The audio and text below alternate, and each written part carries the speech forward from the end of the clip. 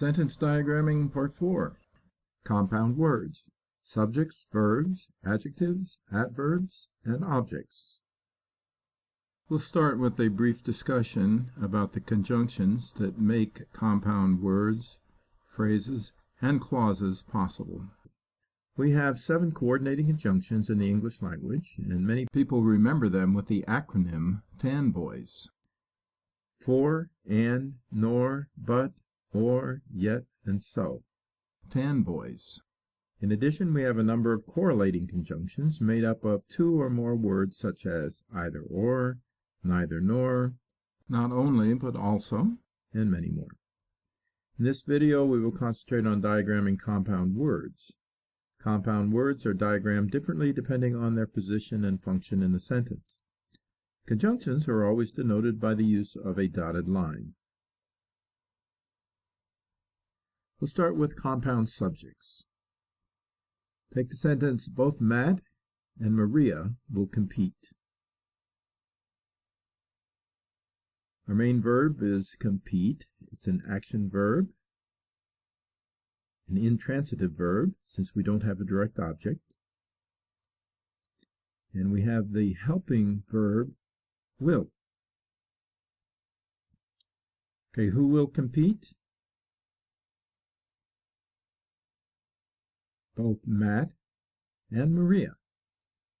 So Matt and Maria are our subjects, our compound subjects, and they are joined by the correlating conjunction, both and.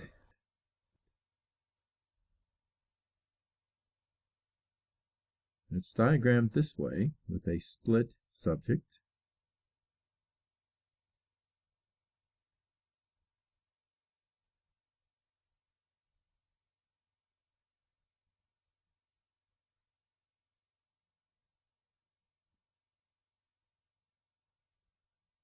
Our conjunction will go on the vertical dotted line. We put our subject Matt on one of the split lines and Maria on the other. We draw our bisecting line to separate our subject from our verb.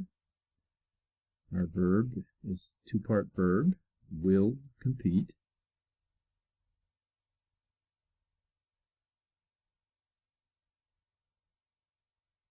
And our coordinating conjunction on the dotted line Is both and.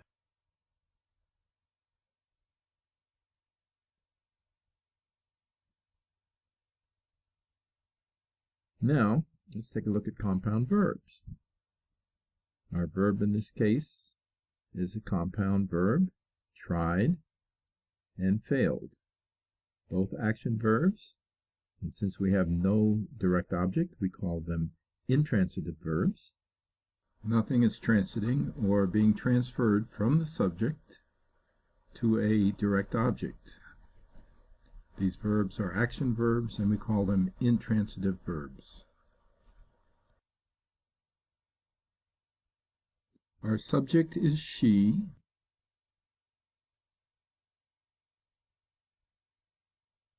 And we have the coordinating conjunction But. It's diagrammed as follows. We have our baseline.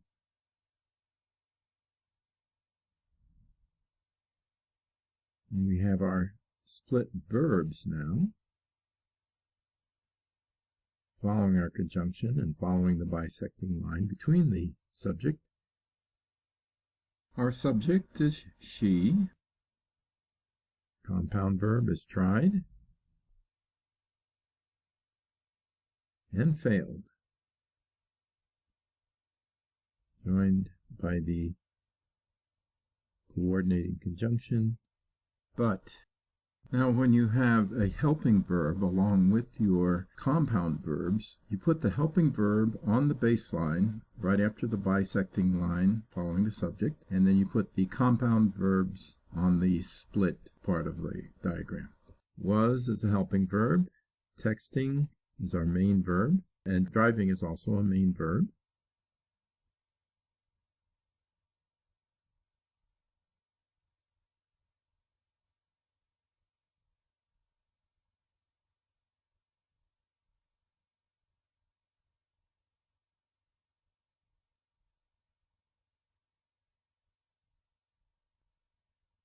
Our subject is she, and our coordinating conjunction is and. We also have an adverb, an ly word, telling us how the texting and driving took place.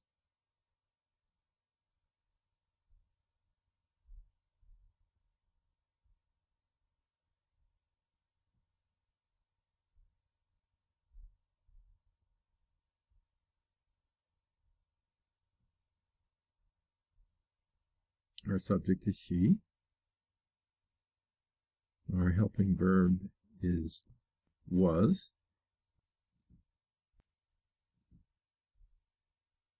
Our compound main verbs are texting and driving.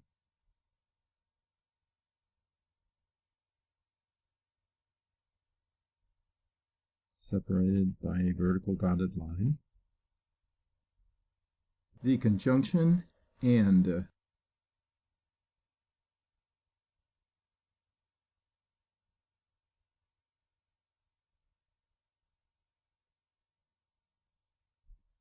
Since we have an adverb, we're going to put it under our helping verb. Actually, she was, sadly, texting and driving.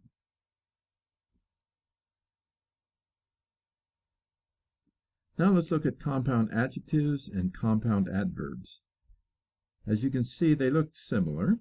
They're on slanted lines underneath the baseline. Adjectives, of course, will be under a noun, in this case the subject, and adverbs will be under the verb because they're modifying the verb. The conjunctions are on horizontal dotted lines between both the adjective and the adverb. Our main verb in the sentence is squawked. The terrible and determined raven squawked quietly and firmly. Our subject is the raven. Who squawked? The raven squawked. We code that as a thing.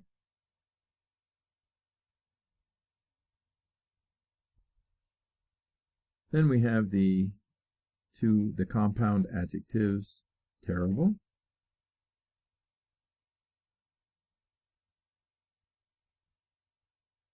and determined.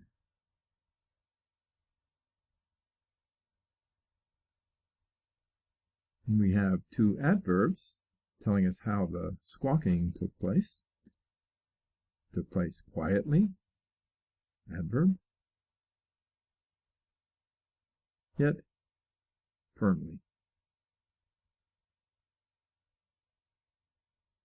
Our conjunction tying the adjectives together is the coordinating conjunction and our adverbs are made compound by the coordinating conjunction yet. We draw our baseline and our bisecting line between the subject and verb. Our subject is raven. Our verb is squawked.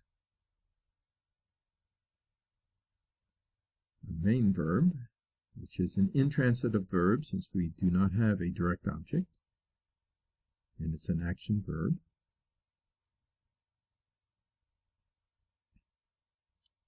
And we have the article modifier the, and then we have two adjectives, terrible and determined.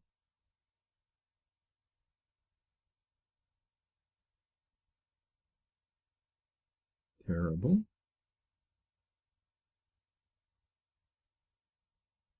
And determined.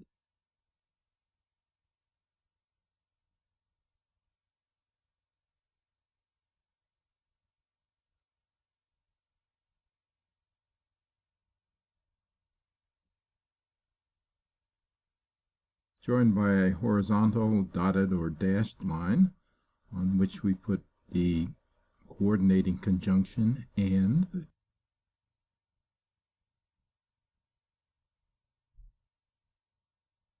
We have two adverbs underneath the verb. We have quietly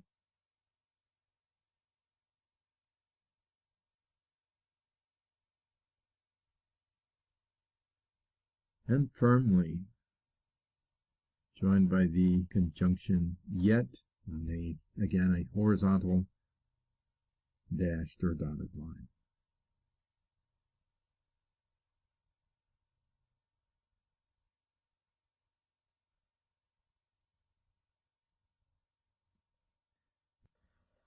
Now we're going to talk about compound objects. With the sentence, John's mother will either prepare an omelet or pancakes.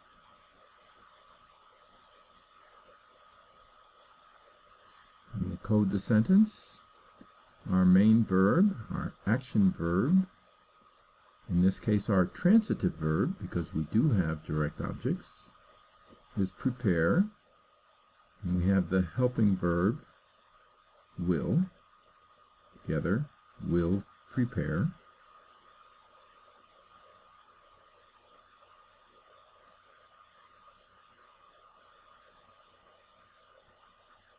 Our subject, who or what will prepare? Mother will prepare. So mother is our subject. And will prepare what?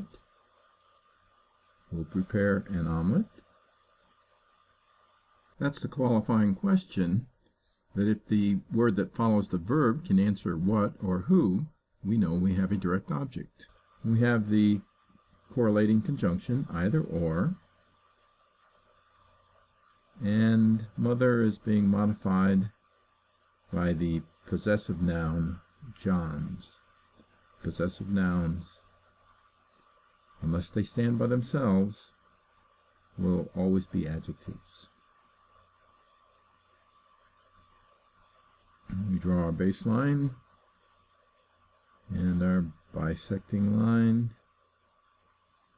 and then we have the line that rises above the baseline, separating our verb from our action verb from our direct objects, our transitive verb from our direct objects.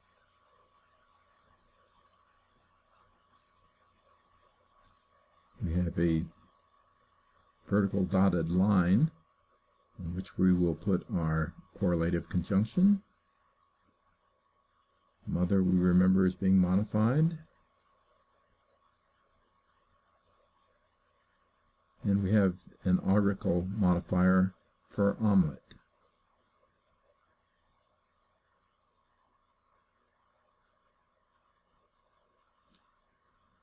Now we have our diagram all laid out. Our subject is mother.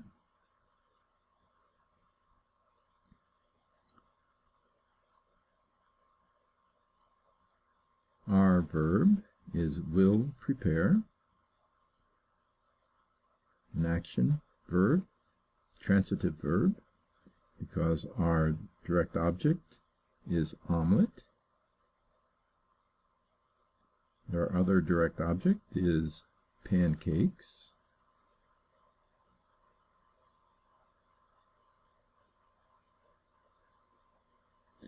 And our correlating conjunction is either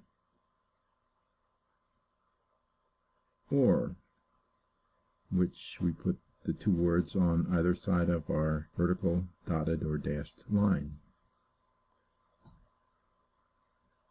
Our subject mother is modified, telling us which mother. It's John's mother, adjective. And we have an article modifier, an.